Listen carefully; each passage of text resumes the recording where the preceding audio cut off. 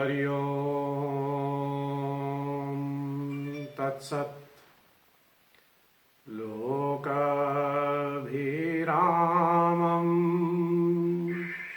रणरङ्गधीरं राजीवनेत्रं रघुवंशनाथं कारुण्यरूपं करुणाकरं त्वं श्रीरामचन्द्रं शरणं प्रपद्ये। मनोजवं मारुततुल्यवेगं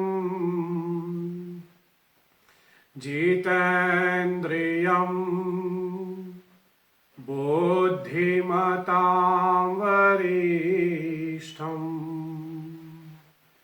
वातात्मजं वानरयोत्तमोख्यं श्रीरामदूतं शरणं प्रपद्ये। श्री श्री सीतारामचंद्राय नमः। श्री गुरुभ्यो नमः।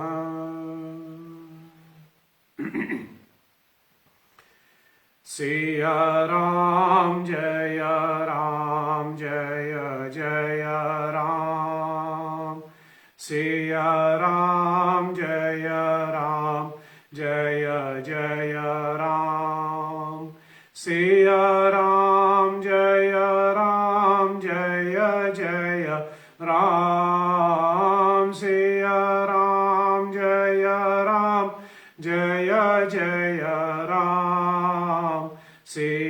राम जय जय राम। सिया राम जय जय राम। सिया राम जय जय राम। सिया राम जय जय राम। सिया राम जय जय राम। सिया राम जय जय राम। रघुपति राघव राजा राम। रघुपति राघव राजा राम। पतित पावन सीता राम। पतित पावन सीता राम। रघुपति राघव राजा राम। रघुपति राघव राजा राम। सिया राम जय जय राम। सिया राम जय जय राम। हरे कृष्णा कृष्ण कृष्ण हरे हरे। हरे राम राम राम हरे हरे। हरे कृष्णा कृष्ण कृष्ण हरे हरे। हरे राम राम राम हरे हरे। हरे कृष्णा कृष्ण कृष्ण हरे हरे। हरे राम राम राम हरे हरे। हरे कृष्णा कृष्ण कृष्ण हरे हरे। हरे राम राम राम हरे हरे सिया राम जय जय राम सिया राम जय जय राम सिया राम जय जय राम सिया राम जय जय राम हर हर गंगे हर हर गंगे हर हर गंगे हर हर गंगे हर हर गंगे हर हर गंगे हर हर गंगे हर हर गंगे सिया राम जय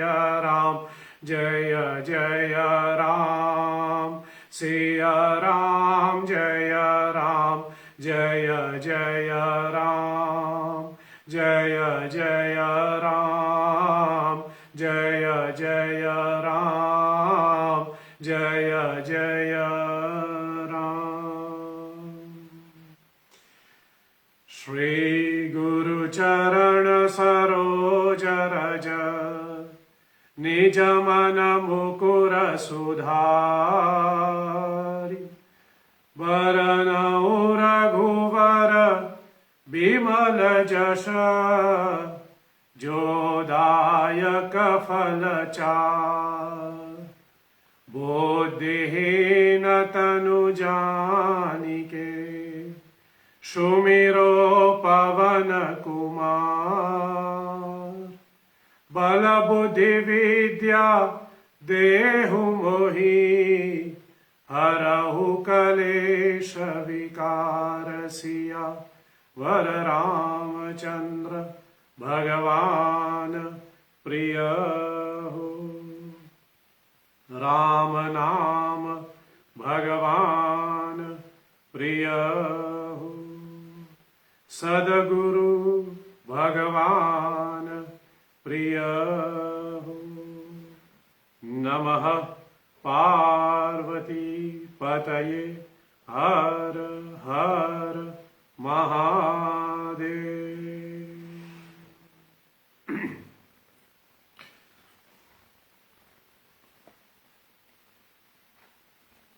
परमात्मा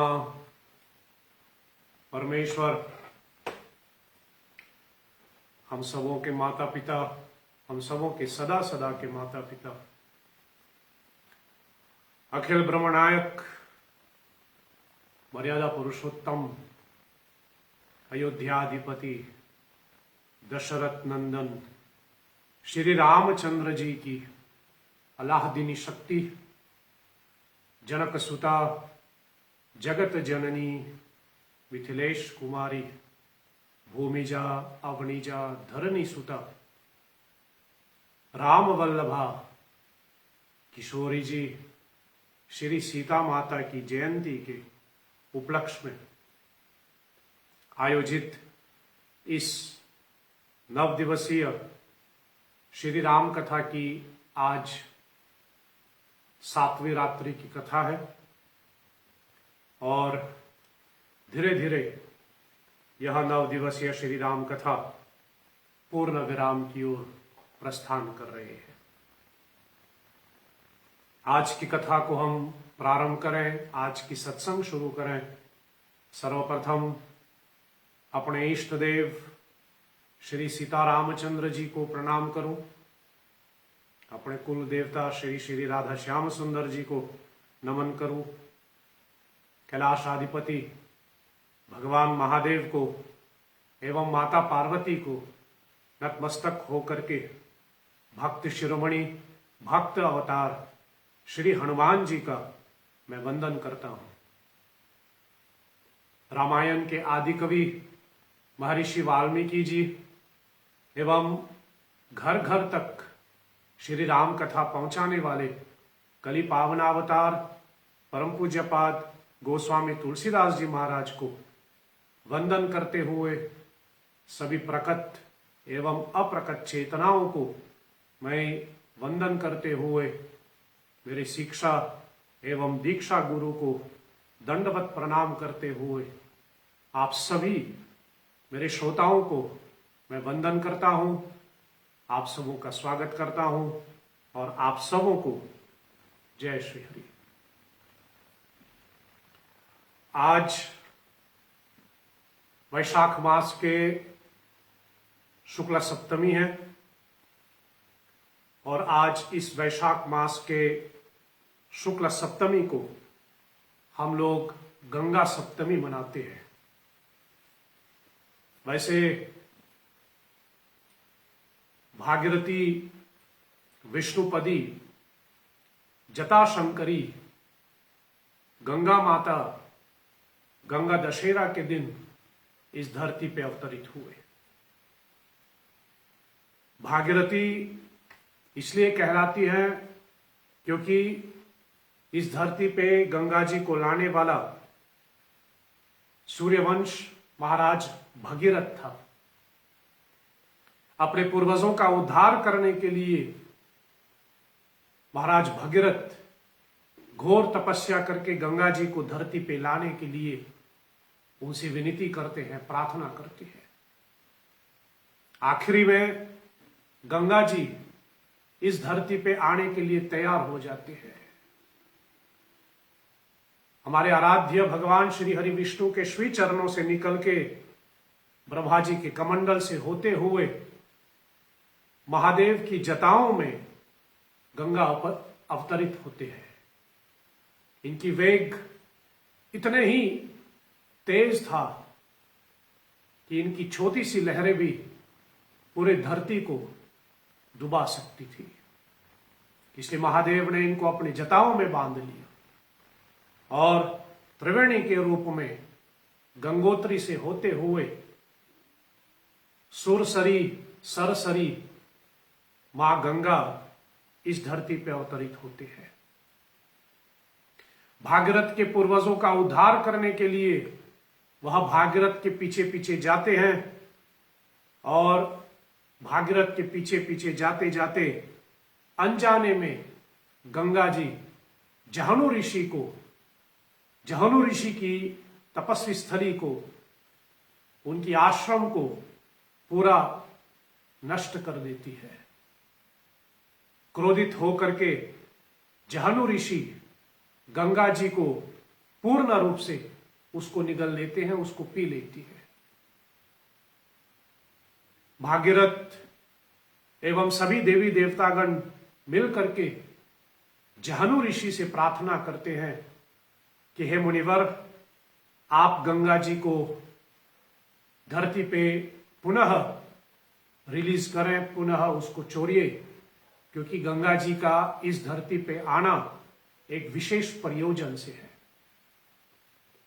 देवी देवताओं की बात सुनकर के, उनकी प्रार्थना सुनकर के एवं महाराज भगीरथ की घोर तपस्या की बात सुनकर के प्रसन्न होकर के जहनु ऋषि गंगा जी को पुनः अपने कानों के द्वारा, through his year, Ganga ji को पुनः इस धरती के लिए छोड़ देते हैं।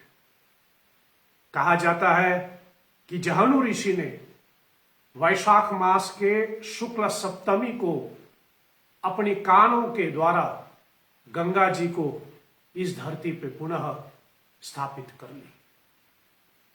जहनु ऋषि ने आज ही के दिन वैशाख शुक्ल सप्तमी को धरती के लिए, धरती के उद्धार के लिए, हम जैसे कलयुगी जीवों के लिए गंगा जी को छोड़ करके पूरे मानव समाज के ऊपर कृपा किया।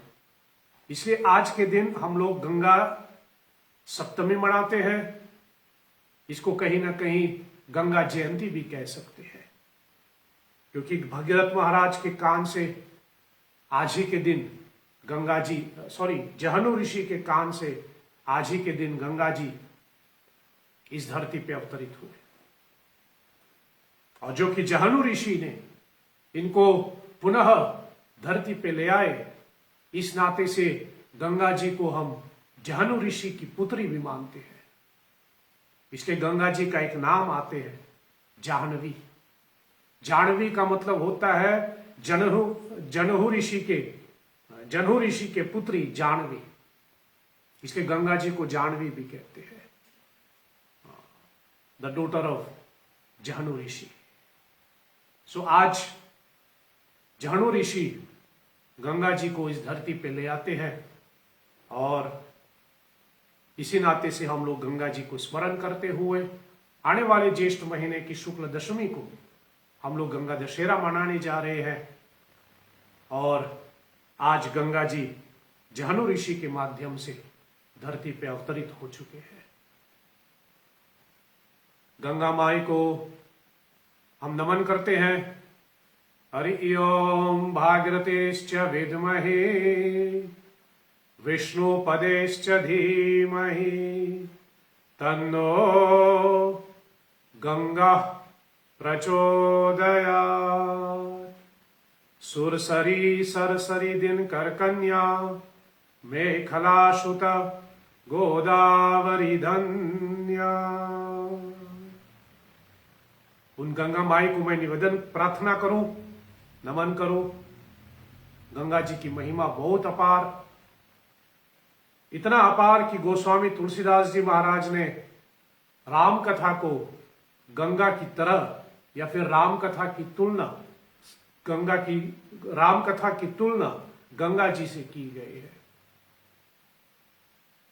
मां पार्वती जब भगवान शंकर से राम कथा के बारे में पूछती है, तब भगवान शंकर मां पार्वती को राम कथा आरंभ करते हुए जब भगवान शंकर राम कथा सुनाने के लिए बैठते हैं, तब भगवान शंकर पार्वती माता से कहते हैं, पूछहु रघुपति कथा प्रसंग जो सकल लोक जग पावनी गंगा। हे देवी, आपने रघुनाथ जी की कथा पूछी जो सकल लोक जग पावनी गंगा। वह राम कथा सकल लोक जग पावनी गंगा। गोस्वामी जी तो यहां तक कहती है कि गंगा जी के दर्शन करने के लिए तपोभूमि भारत खंड में तो जाना ही पड़ेगा, क्योंकि गंगा जी केवल भारत में बहती है। इसलिए गंगा जी में स्नान करना, गंगा जी में डुबकी लगाना, गंगा जी के दर्शन करना, गंगा जी का स्पर्श करना, इसके लिए तपोभूमि भारत खंड में तो जाना ही होगा। लेकिन तुलसी कहते हैं कि राम कथा रूपी गंगा वो तो घर घर में बहती है, वो तो पूरे विश्व में बहती है। दुनिया के हर एक कोने में राम कथा रूपी गंगा बह रही है। और इसी राम कथा रूपी गंगा को हम लोग लगातार 7 रात्रियों तक सीता नवरात्रि के उपलक्ष्य में इसकी धारा आगे बढ़ रहे हैं। सो आज इस गंगा सप्तमी की ढेर सारी शुभकामनाएं। गंगा जी के विषय में हमेशा मैं कहता रहता हूं, हमेशा याद रखें, गंगा शब्द का उच्चारण करना, गंगा की दर्शन करना, गंगा में डुबकी लगाना, यह सब बराबर मानी जाती है। इसलिए गंगा शब्द का उच्चारण बार बार करें। यद्यपि बार बार स्नान करने का अवसर शायद हमको प्राप्त ना हो, लेकिन कम से कम रोज हम लोग गंगा शब्द का उच्चारण तो कर ही सकते हैं। इसलिए गंगा माई जो है वह सुरसरी मन वचन कर्म से हमको पवित्र रखे, जिससे हमारी राम भक्ति और आगे बढ़े। सो गंगा माई को निवेदन करूं। और वैसे तपोभूमि भारत खंड में तो बहती है, लेकिन हम सबों के मन में गंगा जी विराजमान है। एक बार गंगा जी को फिर पुनः हम लोग स्मरण करें। आप सभी लोग जहां से भी सुन रहे हैं, कृपया करके साथ में बोलिए, हर हर गंगे, हर हर गंगे, हर हर गंगे।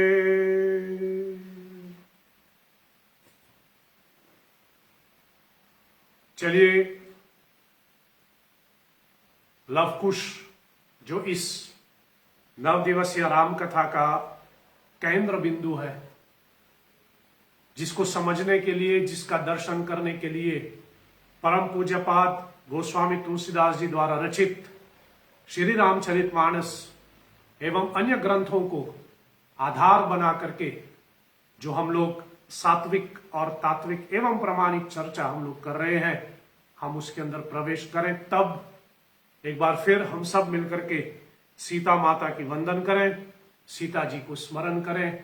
सीता जी की आशीर्वाद से ही हम उनकी गाथा को आपके सामने पहुंचा सकते हैं। आप भगवती सीता माता के ध्यान करें। उद्भव स्थिति संहार कारिणीं क्लेशहारिणीं सर्वश्रेयस्करीं सीतां नतोऽहं रामवल्लभाम्। जनकसुता जगजननी जानकी अतिशय प्रिय करुणा निधान की। ताके जुगपद कमल मनावहु जासु कृपा निर्मलमति पावहु। श्री श्री राम वल्लभाय नमः। मैं आगे बढ़ूं उससे पूर्व आप में से एक हमारी श्रोता ने हमको निवेदन किया है कि आज हो सके तो थोड़ा सीता जयंती के विषय में, मतलब जो पूजा विधि आदि करनी है उसके बारे में बात करें। मैंने गत सप्ताह जो हिंदू महासभा की तरफ से रेडियो प्रोग्राम आते हैं शुक्रवार की सुबह को, उसके अंतर्गत सीता जयंती के पूजा विधि के बारे में, सीता जी को क्या क्या चढ़ाना चाहिए, इसके ऊपर मैंने चर्चा की थी। और जो रेडियो पे आया, मैं संस्था के तरफ से देखता हूं, अगर इन लोगों के पास रिकॉर्डिंग पड़ा हुआ है तो मैं निवेदन करूं कि वो आज रात को ही या कल सवेरे इसको श्री हरि सेवा संस्था के फेसबुक पेज पे पोस्ट कर लें, तो आपको वहां इसका जवाब मिलेगा। इसके अंदर शायद अभी बात करूं तो लंबा हो जाएगा, तो अगर रिकॉर्डिंग ना हो तो फिर कल रात मैं इसके ऊपर चर्चा करूंगा, सीता जयंती के दिन क्या क्या करना होगा। सो आप थोड़ा सुन लेना। चले कथा को आगे बढ़ाते हुए, कल हम लोगों ने चर्चा की कि लक्ष्मण जी सीता माता को वन में चोर करके चली जाते हैं, और मैंने आपको बताया कि उस समय सीता माता तमाल वृक्ष को देख करके उसी समय कृष्णावतार की जो लीला होने वाले हैं राम अवतार के पश्चात, सीता जी उसकी नींव रखते हैं। भगवती सीता माता तमाल वृक्ष को देख करके मन में विचार करती है कि कभी एक समय मेरा राम इसी तमाल की तरह, जैसे कहे थोड़ा काले रंग में भी हो, इसी तमाल वृक्ष की तरह बांसुरी बजाएं, और उस तमाल वृक्ष के इर्द गिर्द जितने भी पेड़ पौधे उसके साथ खड़े हैं, हम सब उस बांसुरी के धुन पे राम के साथ नृत्य रास करें। इसी को फिर हम कहें राम अवतार के पश्चात भगवान श्री कृष्ण के रूप में बांसुरी के धुन पे राधा रानी, जो कि उस समय सीता जी के रूप में है, मतलब सीता जी जो उस समय राधा रानी के रूप में है, गोपियों के संग रास करते हैं। तो ऐसी सीता माता के मन में इच्छा हुई। फिर संत महात्मा गण कहते हैं कि जब सीता जी ने ऐसा निवेदन किया या फिर मन में ऐसी इच्छा हुई कि कभी राम कृष्ण के रूप में ऐसी ही बांसुरी बजाएं और हम सब मिलकर के उनके साथ रास करें, तो उस समय की जो पेड़ पौधे थे उस तमाल वृक्ष के पास, वह सीता जी को मुस्कुरा करके, मतलब वह सीता जी को देख करके बोलती है। अब आप कहें कि वृक्ष कैसे बोल सकती है, पौधे कैसे बोल सकते हैं, तो भाई मैं आपसे वही कहूं, घटना त्रेता युग का है। हम लोग कली काल में इसकी बात कर रहे हैं, कलयुग में हम इसकी बात कर रहे हैं, लेकिन ये घटना त्रेता युग में घटी है। इसलिए don't compare these two. Treta युग की अपनी अपनी, उस समय जो था वो था। हमारे कलयुग में जो नहीं होता है इसका मतलब ये नहीं कि वो नहीं होता है, बस हमारे कली काल में नहीं होता। तो उस समय पेड़ पौधे ने भी, तो उस समय किसी एक पौधे ने, एक वृक्ष ने सीता जी को जवाब दिया। और वो पौधा कहती है कि बिल्कुल सही बात है कि कभी राम बांसुरी बजाएं और हम सब उनके साथ नृत्य करें, लेकिन मुस्कुरा करके वह पौधे ये भी जोर देते हैं कि हे सीता, ये भी मत भूलना, उस रूप में भी जब उनको अपनी कर्तव्य निभाना होगा, जिस प्रकार जब रामचंद्र जी को अपने राजा होने के कर्तव्य निभाना पड़ा, अपने राज धर्म को निभाना पड़ा, उसने तेरा परित्याग कर दी। उस समय भी अगर जब राम कृष्ण के रूप में आएगा, अपने कर्तव्य का पालन करने जब समय आएगा, तो ऐसे ही आपको छोड़ करके चले जाएगी। जैसे कहे पुनः आपका मन जो है, या फिर यूं कहे पुनः आप राम से बिछड़ जाएंगे। उसके ऊपर भी सीता माता राम को दोष नहीं देती।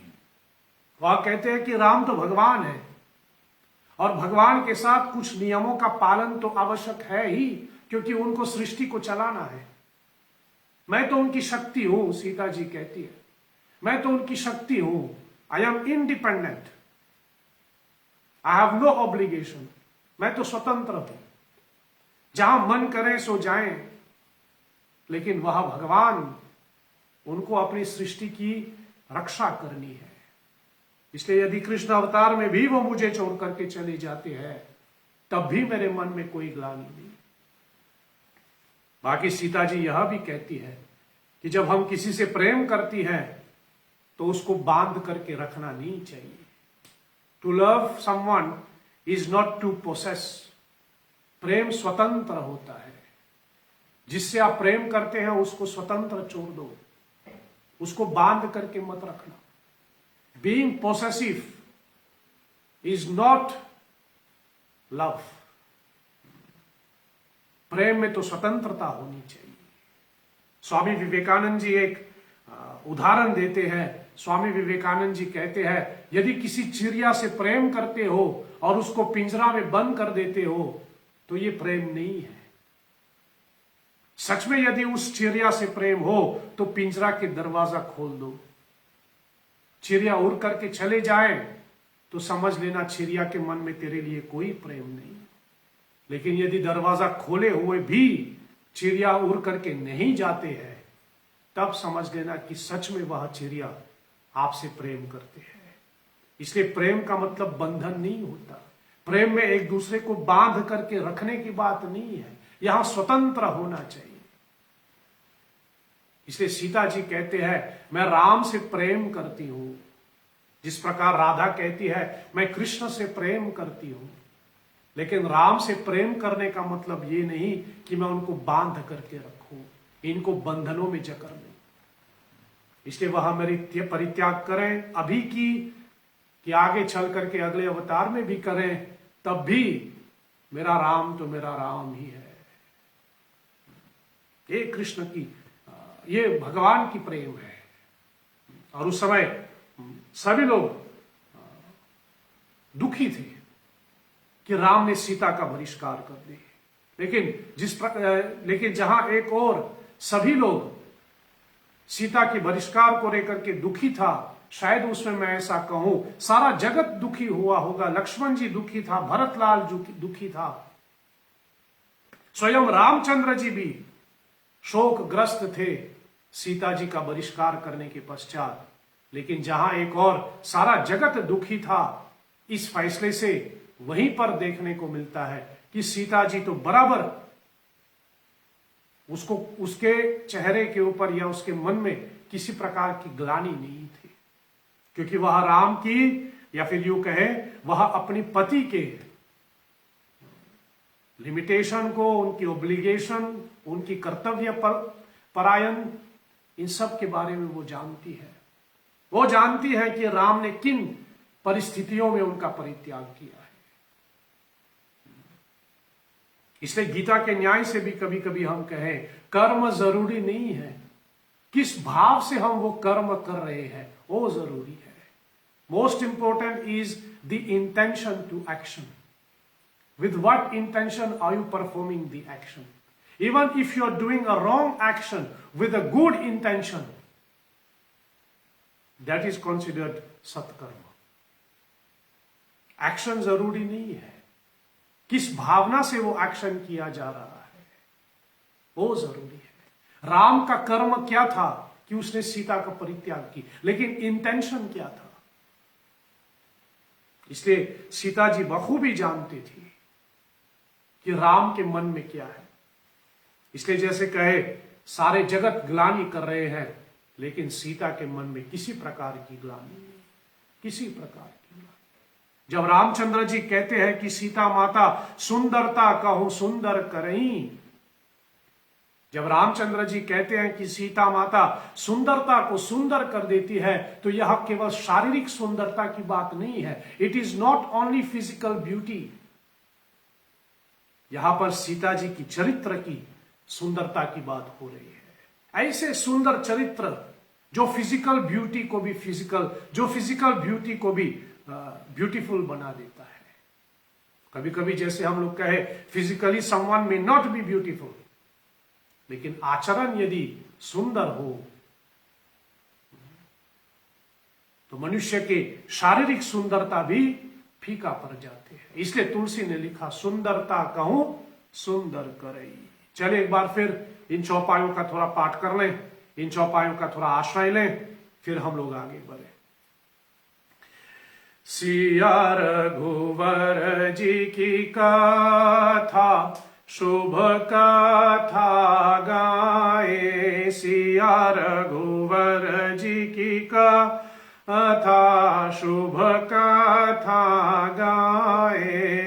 मंगल भवनय मंगलहारी मंगल भवन अमंगलहारी. द्रवो सुदशरथ अजिर बिहारी. द्रवो सुदशरथ अजिर बिहारी. मंगल भवन अमंगलहारी. द्रवो सो दशरथ अजिर बिहारी.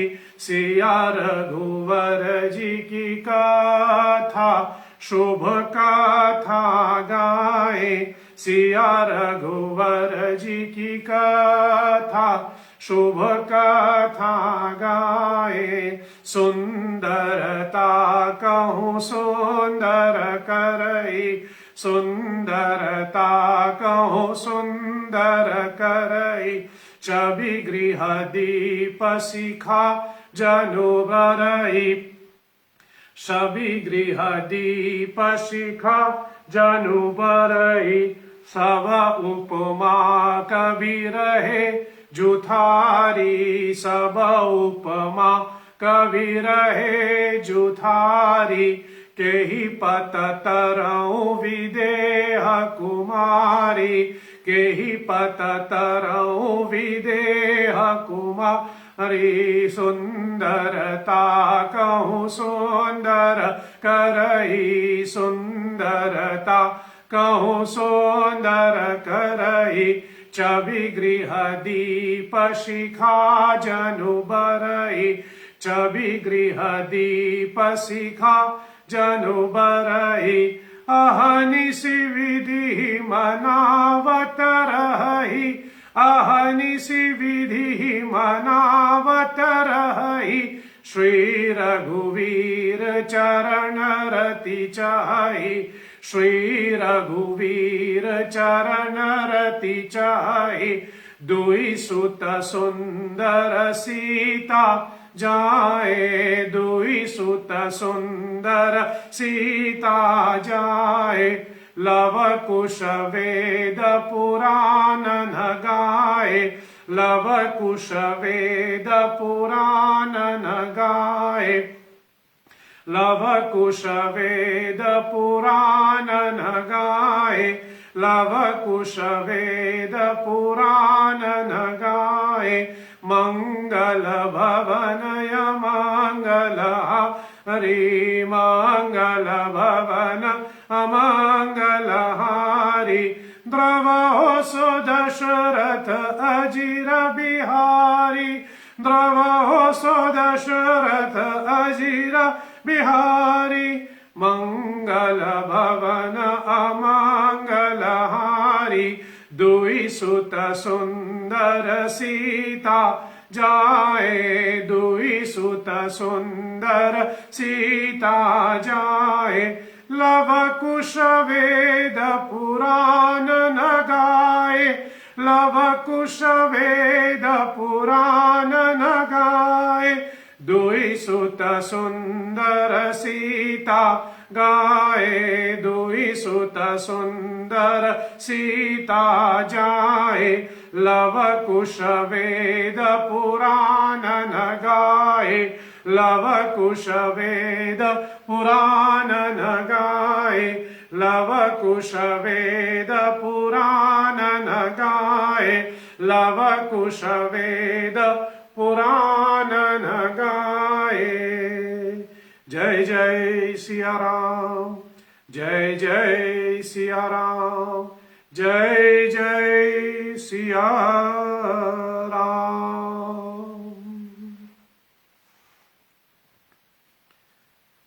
तो सीता माता के मन में किसी प्रकार की ग्लानि नहीं, और जब शूर्पणखा मिलने के लिए आती है, कल की कथा को विराम देकर के मैंने आपको बताया, सीता जी वन में पड़ गई तो शूर्पणखा सीता जी से मिलने के लिए वहां पहुंचती है, और शूर्पणखा सीता जी की ये दशा देख करके शूर्पणखा अति प्रसन्न हो गई, अति प्रसन्न हो गई। और सीता माता से शूर्पणखा कहती है कि हे सीता, अब समझ में आया, जब कोई तेरा परित्याग कर देता है, जब कोई तुझे धिक्कारता है, उस समय कैसे अनुभव होते हैं, हाउ डू यू फील, जब किसी ने तुझे रिजेक्ट किया, अब तेरे समझ में आई, अब तेरी समझ में आई। इस विषय के अंदर ना जाऊं, लेकिन मन में तो बात आ रही है, महाराज रावण लंका कांड में, मैं अपनी श्रोताओं से निवेदन करूं, आप में से कोई यदि हो सके तो लंका कांड की वो चौपाई निकालिए, ढूंढ लेना लंका कांड में मंदोदरी और रावण के बीच का संवाद, जहां महाराज रावण मंदोदरी के साथ स्त्रियों के अवगुणों की बात करते हैं। यद्यपि इसको हम अवगुण कहते हैं, लेकिन इसको दूसरे नजरिए से भी देख रहे तो ये अवगुण भी एक तरह की गुण ही होते हैं। उसमें से एक है ईर्षा।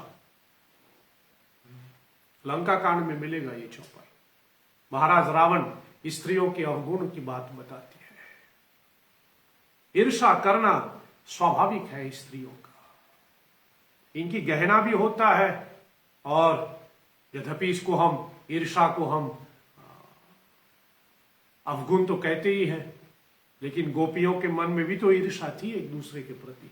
कौन किस बात की ईर्षा, कि वो मेरे से ज्यादा सेवा करती है, इसलिए मुझे अपनी सेवा को और इंक्रीज करना है, ताकि मैं सिर्फ उदाहरण के लिए दे रहा हूं। कभी चंपकलता कहती है कि चित्रलेखा मेरे से ज्यादा सेवा करती है कन्हैया की, इसलिए मुझे ज्यादा सेवा करनी चाहिए। इस प्रकार ये इस ढंग से यदि ईर्षा हो तो वह तो सतोगुणी ईर्षा हो सकती है।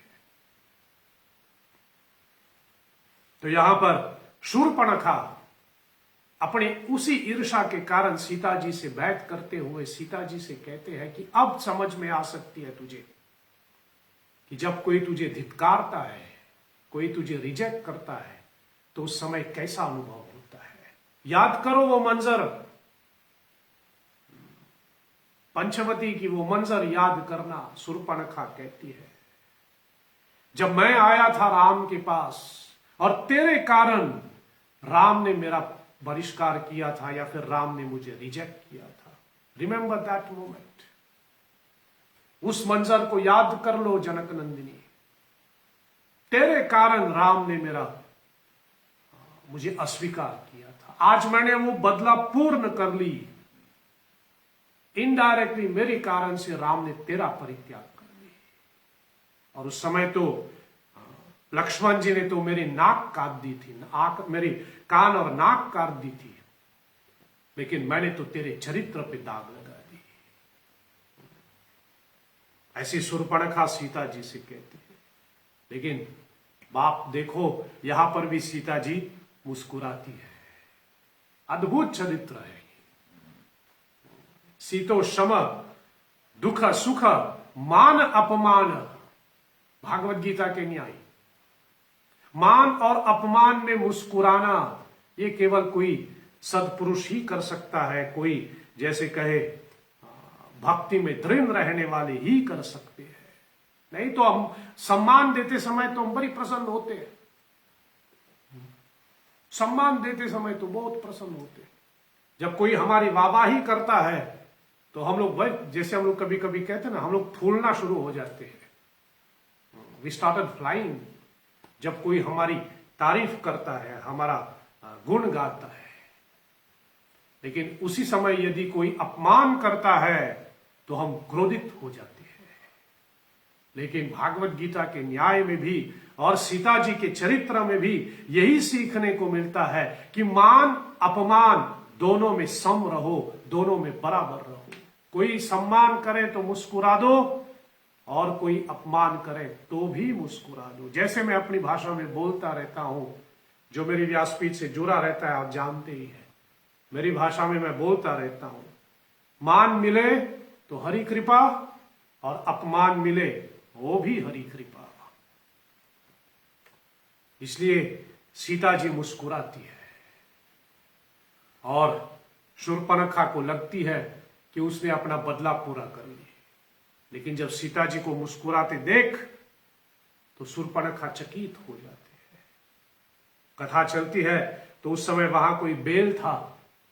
सीता जी एक बेल लेकर के शूर्पणखा को देती है, बोले ये बेल खा लेना, they are very sweet, have this berries, they are very sweet, बहुत मीठा है ये बेल। ऐसे ही मीठा बेल कभी मैंने मंदोदरी के बागीचे में देखे थे। सुनकर के शूर्पणखा बहुत मतलब चकित हो रही है। राम ने बहिष्कार कर ली तब भी जनक नंदिनी मुस्कुरा रही है और तब भी वो मुझे बेल खिला रही है। उसके मन में कोई शिकवा नहीं, कोई गिला नहीं, कोई ग्लानि नहीं। देख करके शूर्पणखा बड़ी, जब हम किसी को दुख देना चाहते हैं नहीं और फिर हम देखें कि हमारे लाख कोशिश करने के बाद भी उसके मन में किसी प्रकार के दुख उत्पन्न नहीं होते ना, तो और हम लोग और भी ज्यादा क्रोधित हो जाते हैं। शूर्पणखा की हालत भी कुछ ऐसी ही थी।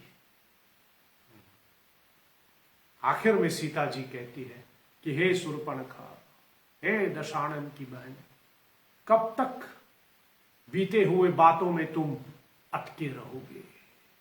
शूर्पणखा के साथ की जो ये संवाद है सीता जी का, बहुत उपयोगी संवाद है बाप। ये जीवन में लागू करने जैसी सब सूत्र है। पुरानी बातों से कब तक अटके रहोगे? How long will you remain stagnate in the past events? पुरानी बातों से कब तक तुम वहीं पर अटके रहोगे? आगे बढ़ो। कितना दंड दोगे रघुवंशियों को? कब तेरा ये दंड पूरा हो सकेगा? और तेरा दंड देने से क्या रघुवंशी के ऊपर या रघुवंश या फिर रघुकुल के साथ जुड़े हुए सदस्यों का क्या उससे कोई फर्क पड़ता है? क्या करोगे ऐसे? शोध प्रतिशोध ये सब इंसानों के लिए नहीं होता है। जो भी घटना घटती है, याद रखना मेरे श्रोताओं, जो भी घटना घटती है उसके पीछे कोई ना कोई कारण अवश्य है जो जिससे हम अनजान हैं। इसलिए आगे बढ़ो, आगे बढ़ो। जिसने अपमान किया वो तो आगे बढ़ गया, लेकिन जो अपमानित हुआ वो अभी भी वटके अटके है। इसमें कहां की न्याय है? इसलिए सीता जी कहती है कि पुरानी बातों से आगे बढ़ना चाहिए। आप बात जब घटना घटती है तो मन, जैसे कहते, मन थोड़ा दुखी होता है, मन में उस समय कुछ ना कुछ तो होता ही है। Every action has a reaction. किसी ने अपमान किया है तो स्वाभाविक है कि उस क्षण जो है हम लोग थोड़ा विचलित हो जाए, लेकिन जब बात बीत जाते हैं तो हमें उस समाज से बाहर निकलना चाहिए। Don't trap yourself in the victimhood। अपने आप को उस पर जकड़ के मत रखना, आगे बढ़ो। और सीता जी तो महाराज रावण की उपमा देती है। सीता जी महाराज रावण की उपमा देती है कि रावण को देखो, कम अपमान हुई थी उसका, लेकिन फिर भी वो आगे बढ़े, ही फाइट, और युद्ध के द्वारा उसने अपने पूरे सारे कुल का उद्धार कर लिया। इसलिए पुराने बातों से, इसलिए फिर मैं बार बार कहूं, मैं ये ना कहूं कि क्रोध मत करना, यद्यपि क्रोध होता है और होना भी चाहिए, लेकिन उसके साथ बने मत रहना। जो घटना घटी सो घटना घटी। हमें 3 चीजें याद रखना है। एक, हमारा कर्म जो हम लोग कर रहे हैं, हम जो अभी कर रहे हैं, उसके पीछे क्या कारण है ये हम नहीं जानते। पिछले किसी जन्मों का कोई पुण्य होगा, पिछले किसी जन्मों का, कौन से जन्म का मुझे खबर नहीं, आपको भी खबर नहीं, किस जन्म का कौन सा पुण्य हमने कमाया होगा कि आज सीता नवरात्रि के उपलक्ष्य में यहां बैठ करके मैं आपको कथा सुना रहा हूं, और आप कहीं से भी सुनकर, आप कहीं से भी बैठ करके ये कथा सुन रहे हैं। इसके पीछे कारण क्या है ये हम भी नहीं जानते, आप भी नहीं जानते। कभी कभी हम कहें, कितने बार आप ही लोग कहते हैं सत्संगों के अंत में, कितने बार आपकी कमेंट्स में मैं पढ़ता रहता हूं, या कभी भी कहीं पर भी कथा होती है, बहुत से श्रोता आकर के बोलते हैं कि धन्यवाद इतने सुंदर कथा के लिए। लेकिन फिर सोचे, धन्यवाद किसको बोलना चाहिए? मुझे आपको धन्यवाद कहना चाहिए कि आपने कथा सुना, आपके सुनने से मुझे गाने का अवसर मिल रहे हैं, या आपको मुझे धन्यवाद करना चाहिए कि मैं बोल रहा हूं आपको सुनने का अवसर मिल रहा है? ये खबर नहीं होता। ना मुझे आपको धन्यवाद कहना है, ना आपको मुझे धन्यवाद कहना है। इसे धन्यवाद शब्द मैं बहुत कम प्रयोग करता हूं। धन्यवाद की जगह पे हम लोग कहते हैं साधुवाद। धन्यवाद भी नहीं, धन्यवाद निकाल करके धन्य भाग कर दो। हमारे भाग्य से हम आपको सुनाने का अवसर मिल रहा है और आपको सुनने का अवसर मिल रहा है। सब अपने अपने कर्म अनुसार चल रहे हैं। इसलिए पहले चीज यह याद रखना, किसी भी कर्म के पीछे कोई भी घटना घटी जीवन में, उसके पीछे क्या कारण है ये किसी को खबर नहीं। किसी को दोषी मत ठहराना। दूसरी बात वही है, किसी को कभी दोषी मत ठहराना। Never held anyone responsible for any action.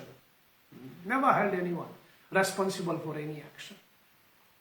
क्योंकि यहां सब अपने अपने हिस्सा का जुटा रहे हैं, सब अपने अपने हिस्सा की आहुति दे रहे हैं। मैं अपनी आहुति दे रहे हैं कथा सुनाते समय, या फिर कथा सुना करके मैं अपनी आहुति दे रहे हैं, कथा सुन करके आप अपनी आहुति दे रहे हैं। इसलिए ना मेरी भाग्य ना आपकी भाग्य है, ये सब तो विधाता की खेल है।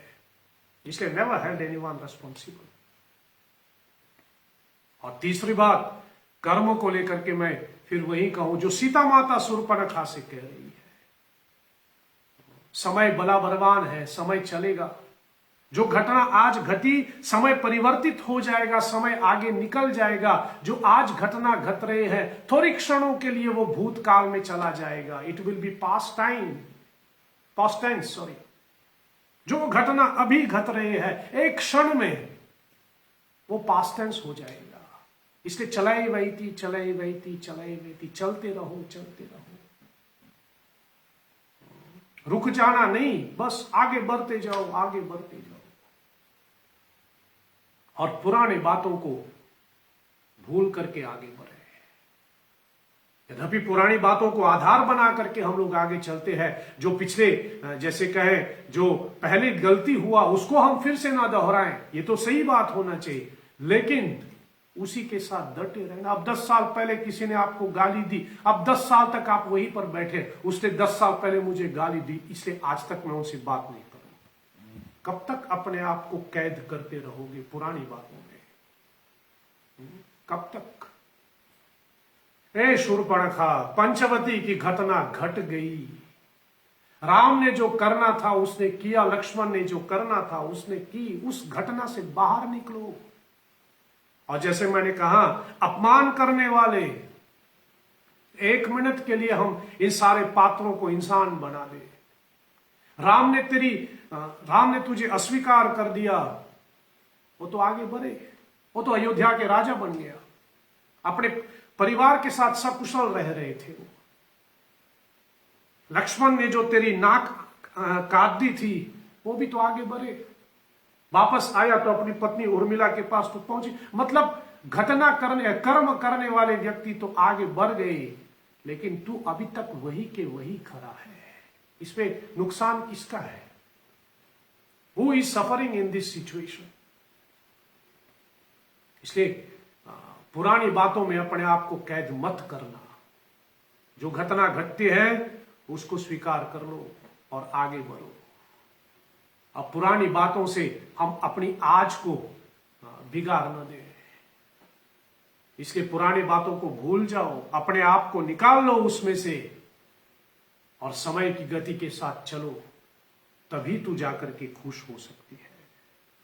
ये सारी बातें शूर्पणखा को सीता जी कहती है। और सीता और शूर्पणखा जो है, बड़ी सीता जी की ये सोच शूर्पणखा को बदल देती है। शायद मैं कहूं कि अब जाकर के शूर्पणखा पंचवती के उस घटना से बाहर निकल पाए कि राम ने उसका तिरस्कार किया था, राम ने उसको स्वीकार नहीं की। बाकी सीता जी तो ये भी कहती है कि अगर तू ठीक से देखोगे ना, राम कभी किसी को अस्वीकार नहीं कर सकते, वो तो परब्रह्म है। भगवान किसी को स्वीकार ना करे ऐसा हो भी नहीं सकता। अब तुझे लगते हैं, हमको लगता है कि भगवान हमें स्वीकार नहीं करता, लेकिन भगवान सब कुछ स्वीकार करता है। शायद मैं कहूं इसलिए वो भगवान है क्योंकि वो सब कुछ स्वीकार कर सकते हैं, सब कुछ स्वीकार करता भी है, इसलिए वो भगवान है। हम कहां सब कुछ स्वीकार कर पाते हैं।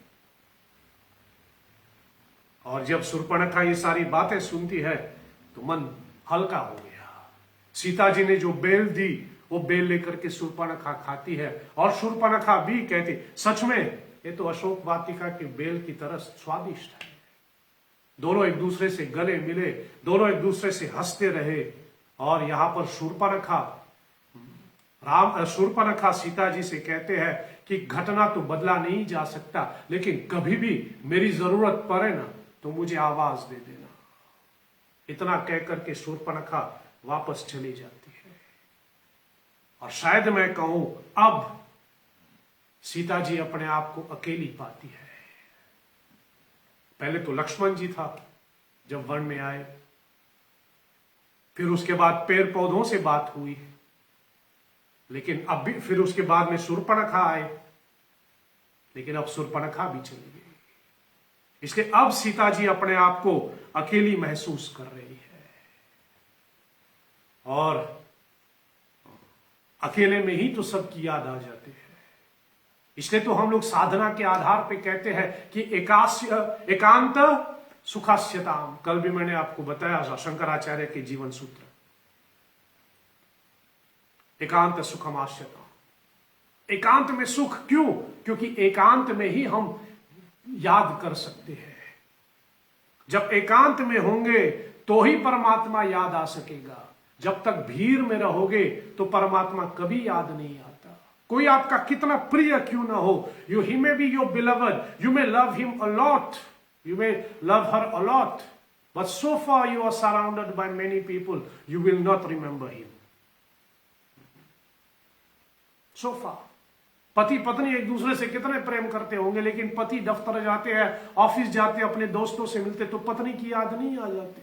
बस एक बार दोस्त चले जाते हैं और पति अकेले बैठ जाते तो पत्नी याद आ जाती है। पत्नी का भी वही हालत, पत्नी का वही हालत। इसलिए एकांत में हम स्मरण आ जाते हैं। इसलिए साधना के लिए जरूरी है कि हम एकांत कर लें। तो यहां सीता जी अब अपने आप को अकेली पाती है और स्वाभाविक है कि वह राम को याद कर ले, वहां राम को याद कर ले। आदमी कितना भी मजबूत क्यों ना दिखे, लेकिन जब प्रेम की बात आते हैं ना तो सब अपने आप पिघल जाते हैं। सीता जी जब वन में आई तो उस समय जितने वन के जितने भी पशु पक्षी थे, चकवा थे, जितने जो भी पशु पक्षी थे उस समय का, हाथी वगैरह वगैरह जो भी था, हंस वगैरह, सब सीता जी की स्वागत कर रहे थे वन में। लेकिन जब सीता जी अपने आप को अकेले पाती है तब वह राम को याद करती है। अब सीता जी विचारने लगे कि मैं यहां से कहां जाऊं। फिर उसको लक्ष्मण जी की बात याद आ जाती है। लक्ष्मण जी जब उनको छोड़ करके गए तो लक्ष्मण जी ने जाने से पहले उनकी परिक्रमा की, सीता जी की परिक्रमा की। फिर लक्ष्मण जी ने कहा यही पास में वाल्मीकि जी का आश्रम होगा, आप ढूंढ करके वाल्मीकि जी के यहां चले जाना, ऐसा लक्ष्मण जी ने कहा था। फिर वो चले गए। तो यहां पर सीता जी स्मरण करती है कि यही आसपास में कहीं वाल्मीकि जी का आश्रम होगा, लेकिन मन उदास हो गई।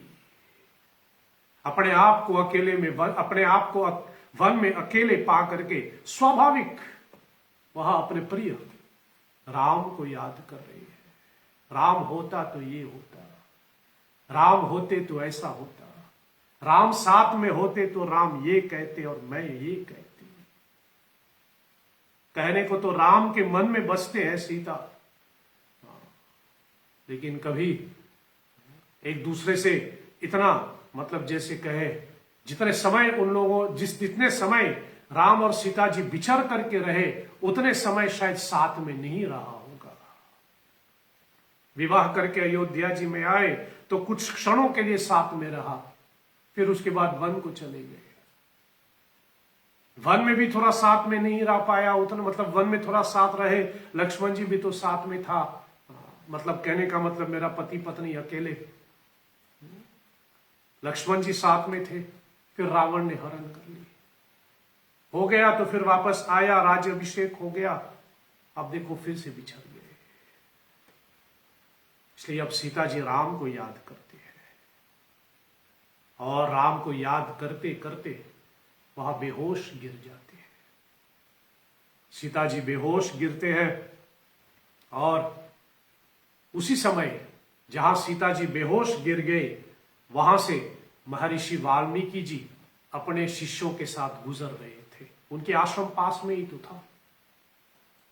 महर्षि वाल्मीकि वहां से गुजर रहे और उसने एक स्त्री को बेहोशी की हालत में गिरे हुए नीचे देखा।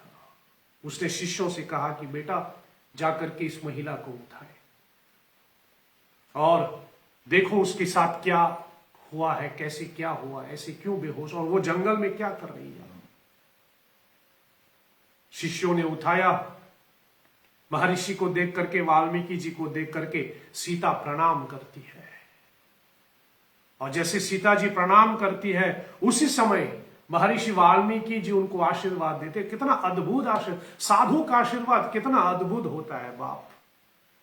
उस समय महर्षि वाल्मीकि जी उनको आशीर्वाद देते हैं कि हे पुत्री, मैं तुझे आशीर्वाद देता हूं, तू हमेशा अपने पति के, तेरा स्थान हमेशा अपने पति के साथ ही पाओगे। महर्षि वाल्मीकि जी का दिया हुआ ये वरदान त्रेता युग में आज तक कलयुग में चल रहे। आज तक हम लोग सीताराम जी की पूजा करते हैं। You shall eternally be by the side of your husband, हमेशा तू अपने पति के साथ में पाओगे। ऐसा आशीर्वाद महर्षि ने दिया। और इतना ही नहीं, महर्षि कहते हैं कि मैं तुझे आशीर्वाद देता हूं, तुझे 2 बड़ी सुंदर संतान होगी। आशीर्वाद देने के पश्चात तब महर्षि वाल्मीकि जी पूछते हैं कि आप हैं कौन। सीता जी कहते हैं कि हे भगवान, मैं रघुनाथ की सेविका हूं, मैं रघुनाथ जी की दासी हूं।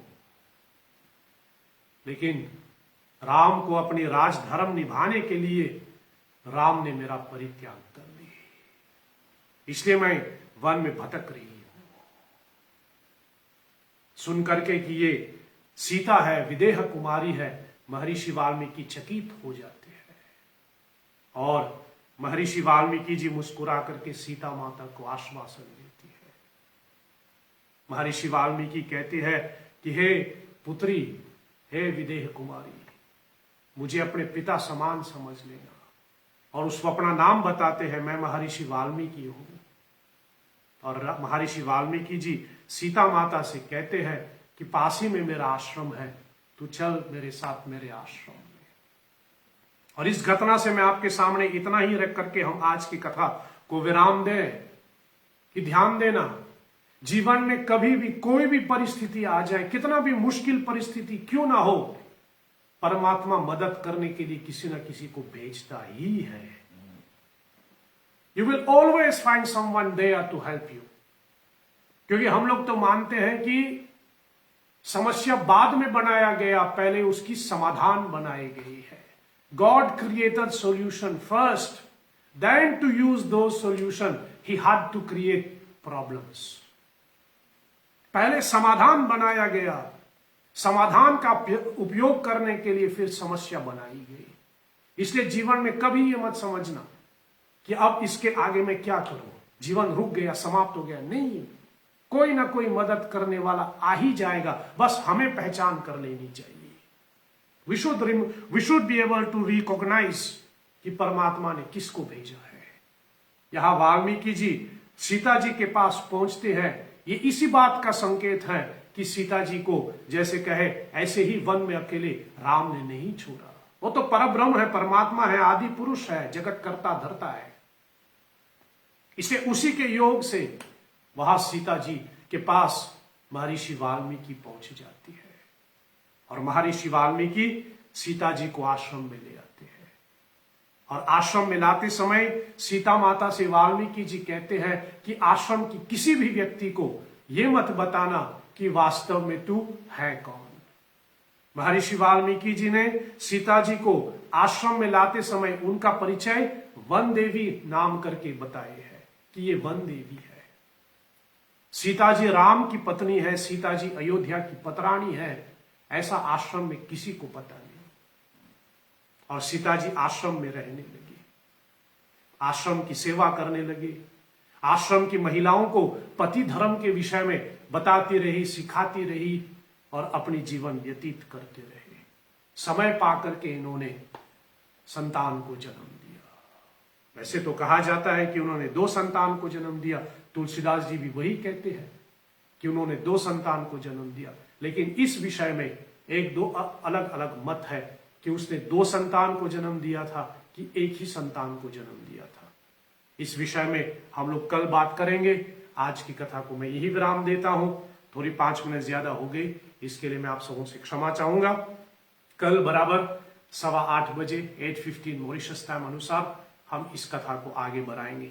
और कल इस कथा की पूर्व संध्या है, और आप जानते ही है हर राम कथा की पूर्व संध्या को, कथा को विराम देने से पहले हम भुशुंडी रामायण का पाठ करते हैं। सो कल भुशुंडी रामायण का पाठ होगा। आप अपने साथ में अपनी भुशुंडी रामायण लेते आना, अपने साथ रख देना। कल हम भुशुंडी रामायण का पाठ करेंगे और 8वीं रात्रि की कथा को विराम देंगे। तत्पश्चात गुरुवार को 20 मई को हम लोग सीता नवमी के दिन भी रात्रि के बराबर ही कथा चलेगी। और फिर गुरुवार को रात्रि की कथा को विराम देने से पहले तब हम लोग सीता जन्म स्तुति का पाठ करके फिर इस 9 दिवसीय राम कथा को विराम देंगे। सो कल रात्रि के 8:15 बजे पुनः इस कथा की श्रृंखला को आगे बढ़ाएंगे। फिर हम कल चर्चा करें सीता जी ने 2 पुत्रों को जन्म दिया कि एक ही पुत्र को जन्म दिया, इसकी चर्चा मैं कल करूं। आज इसको यही विराम देता हूं। आप सबों ने इतने समय तक मेरे साथ दिया, आप सबों को कोटि कोटि धन्यवाद। याद रखें, कोरोना के निमित्त जो भी नियम बनाए गए हैं कृपया करके उसको पालन करें। आप सभी लोग सुरक्षित रहें, इसी में हम सबकी भलाई है। चलिए अंत में हम भगवान का स्मरण करें। अच्युतम केशवम राम नारायणम कृष्ण दामोदरम वासुदेवम हरिम श्रीधरम माधवम गोपिका वल्लभम श्री जानकी नायकम श्री रामचंद्रम भजे। जय जय जय हनुमान गोसाई कृपा करहु गुरुदेव की नाई। असतो मा सद्गमय तमसो मा ज्योतिर्गमय मृत्योर्मा अमृतम गमय। ओम सत्यम शिवम सुंदरम।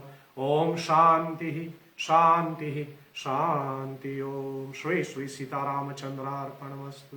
नमः पार्वती पतये। हर हर हर महादेव।